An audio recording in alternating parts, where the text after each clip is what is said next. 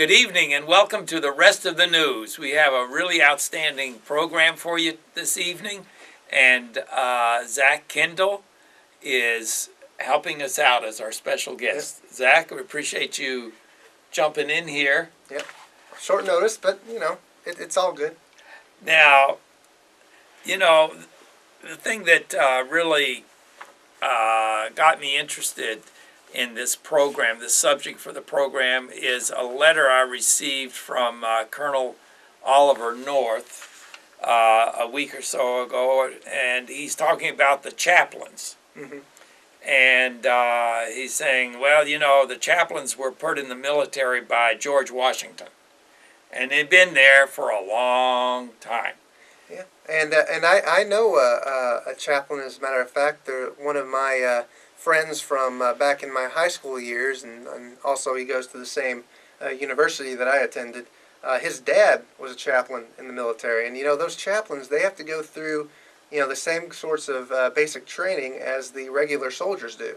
I read a story once about chaplains, and it said that during World War II that several chaplains, there was a shipwreck, and there weren't enough lifeboats, so the chaplains went down with the ship so that the others could get on the lifeboats. It's a very touching story. David Barton presented that in his Bible called the Founder's Bible. Well, don't we have another touching story regarding a chaplain, Dr. Simon? Yes. There is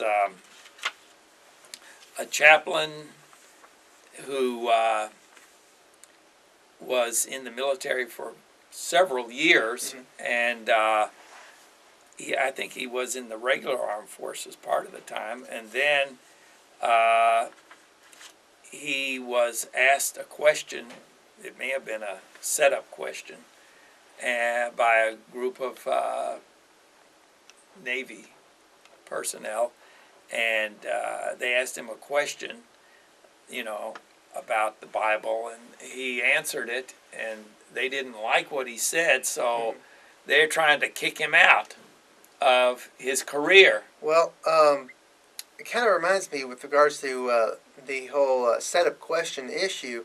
Oftentimes, you'll get people who are claimed to be homosexual, and they will send emails to Christian organizations or to certain individuals within the Christian community, and they'll ask them these sorts of questions, and to try to trip them up, to try to see if they can't bring some sort of litigation or get some sort of out-of-court settlement or something like that. Yeah. So even some of the people in the apologetics community have had that issue as well. They have to be very tactful in how they respond. Wow. Well, this freedom of religion should apply to the military as well as outside the military. Yeah, that's correct. First Amendment rights of the U.S. Constitution applies to all citizens in the United States. That goes from freedom of speech as well. First Amendment rights, you have freedom of expression on the one hand, and on the other side, the flip side of the coin, you have freedom of conscience. And right. So out of those two, we have the five major points of the First Amendment: freedom of the press, freedom of speech, freedom of religion, freedom of to redress grievances, all those sorts of things. Yeah. Right to peaceably assemble as well. So they're trying to force this gentleman out of the military and out of the chaplainship. And, this is not an isolated incident. There have been, the current administration has been working on this kind of thing for a long time. For example, they banned all the Bibles from Walter Reed Military Medical Center a while back. They removed the words "So help me God" from the Air Force Academy oath. And then they published a military training manual that describes Christians in the same category as Muslim Al-Qaeda terrorists. Okay, and here's another one. This is from Colonel North's letter. Prohibited commanders from informing their units about programs and services offered by a chaplain. So there's been a negative anti-Christian sentiment in the Obama military for some time. It's very disconcerting, Dr. Simon, that the President of the United States would, and his administration, would be so much in a striving sense to get political correctness and to appease the members of the left, that they would essentially silence these chaplains. Right. Now, here's another quote from Colonel North. He said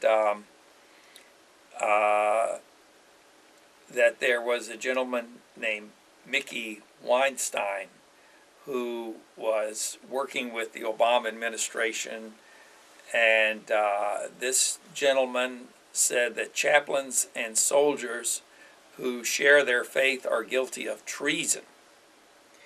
Now, that, Dr. Simon, wouldn't be accurate as per the Constitution, because the Constitution defines what treason is. Right. And treason, I mean, you have to be involved in something like warring against the United States or espionage against the United States.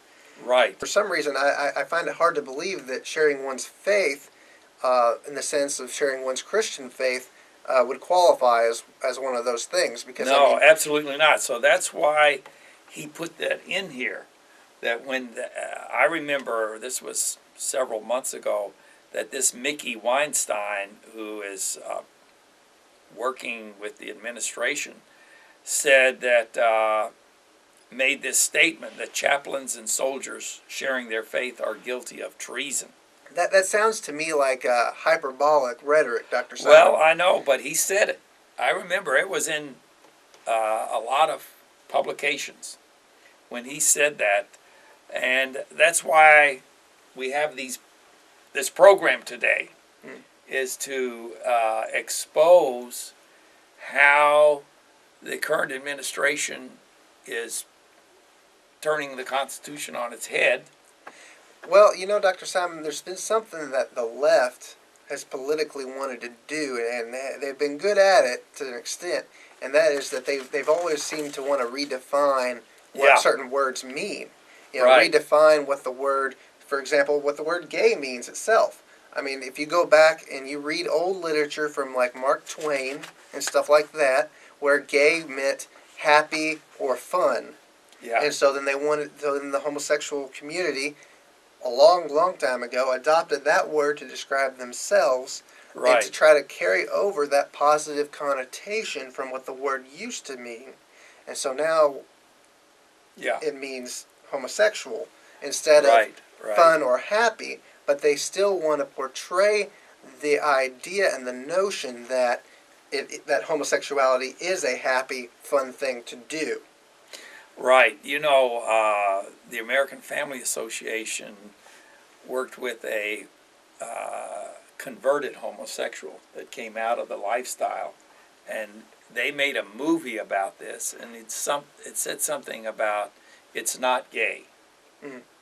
And he presents his experience. You know, he got AIDS and all of these problems, and then he finally converted to Christianity and came out of the lifestyle. And, you know, there's a whole organization now of what they call ex-gays that have come out of the lifestyle. But anyway, here's another example of the whole idea of homosexual marriages in the military. They've been working on that too. Like you say, redefining the word marriage to fit in with their ideas. Well, Dr. Simon, it seems like, I mean, let's get down to a little bit of specifics about this lieutenant commander who was served his pink slip, as it were. Lieutenant Commander Wes Mather He served about 19 years or so in the military. And he was basically given one of those questions, or actually more than one, and he tried to answer how he believed what the Bible stated with regards to homosexuality and that sort of thing, sex before marriage, that kind of deal. And he was fired for discrimination. The Equal Opportunity Office served him his papers with, accusing him of discrimination. And so that's something that, in a multitude of professions, the people who are advocates for the homosexual agenda and the alternative lifestyle agenda, they've wanted to continue to prosecute and use the courts as almost like a bludgeon to get the church and to get Christians and to get everybody on board with their own agenda. Right. So, I mean, they wanted to target the Boy Scouts, the military. They wanted to target all of these places so that they could get a change in the culture. And, I mean, Obama, in a sense, was correct in what he was wanting to do to change, what the foundations of America really were. Right. American exceptionalism is going to be redefined, basically. And you've got, of course, he switched his views, well, public views anyway, on what he thought about same-sex marriage. The president did that. I mean, if we remember back when he was campaigning for his first term for president, Obama, and with Rick Warren, I believe it was, he said, he believed that marriage was between a man and a woman. Right. And of course, after some time, he switched his position. Like a lot of politicians, as soon as it's convenient to switch your position, you do. And so a lot of people initially thought he did so for political reasons. Now, there are some that have suggested that Obama has been for this all along. And so now we're just seeing the fruition of some of what he wanted to do. So, Dr. Simon, do you think we have something else about this? Yeah, you want to go ahead? There's a video clip to show, and we'll be back right after this.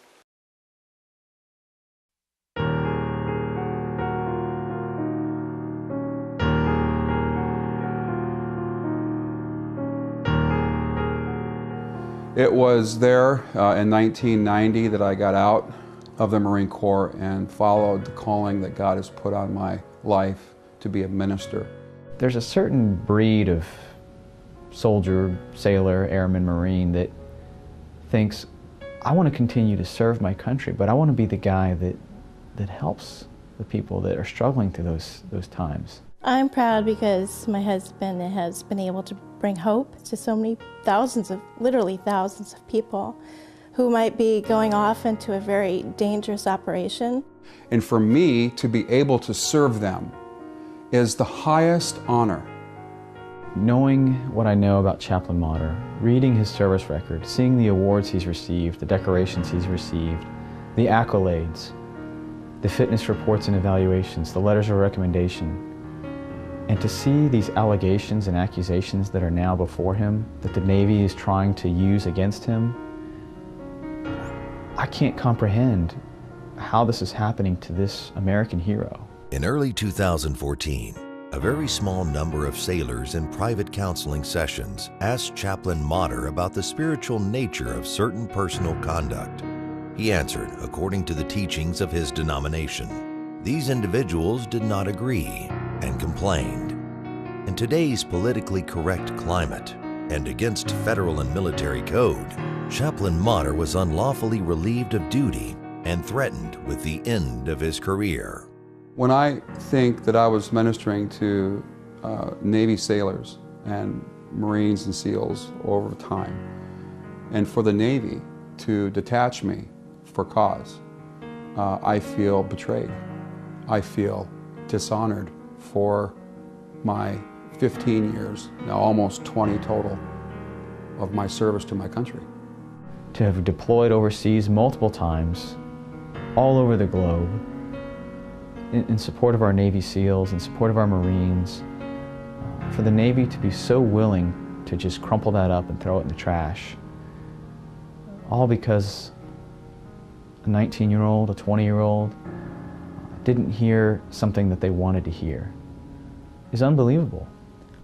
What's encouraged me to stand up for my religious liberty rights is I believe that there's a calling for me to expose this. The reason why we have chaplains is to provide for the free exercise of religion in our military.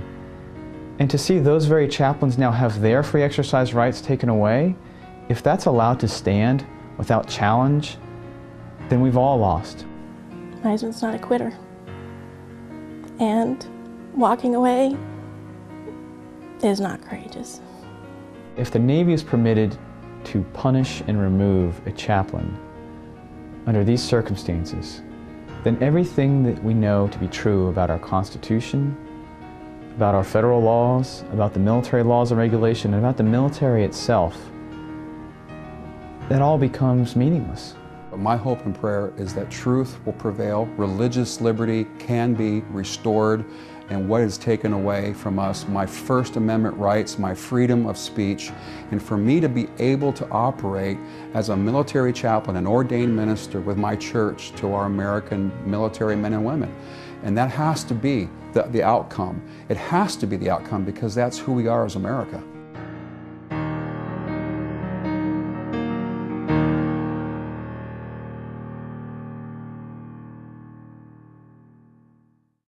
Okay, well, there you have it. It shows a specific example, and there are others, about how people of faith are being removed from the military because of their Christian faith. Yeah, and I mean, we've had people testify before Congress concerning concerns about religious liberty in the military. I mean, you have like Dr. Cruz, who testified before Congress in defense of the chaplains, in defense of God and country. He feared that new policies would dangerously affect religious liberty. And he was also concerned over some of the presentations that have been given and to U.S. military members that labeled evangelical Christians as like a hate group. Right, right. And that is very startling and very upsetting to many who do serve in that capacity as a chaplain or as even a soldier. Well, you know, Zach, this whole concept of trying to push out Christian ideas from the military reminds me of the whole idea that we went through beginning about 1962 when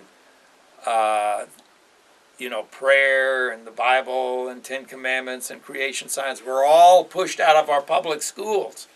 And, you know, there was no justification. In fact, the founding fathers who wrote the U.S. Constitution are the ones that put prayer and the Bible and the Ten Commandments and creation science into our public schools and kept it there for kept all of them there for about 200 years. And then all of a sudden, these same type of people that are against Christianity say, oh, well, we don't want Christian students to be able to read the Bible or know about creation science and the Ten Commandments and all of these things. So they just, with no justification, unilaterally just came in and started discriminating against Christian students, saying, oh, no, you can't see the Ten Commandments or anything like that. Well, you know, Dr. Simon, there are now organizations that have helped to try to push it back, particularly with the issue with the chaplains in the military. I mean, you have Oliver North with his organization. Do you recall what that is? Yeah, Freedom Alliance. Yeah, the Freedom Alliance. And then you've got, you know, the Chaplain Alliance for Religious Freedom, and a host of others that have come to the defense of those in the military, including chaplains.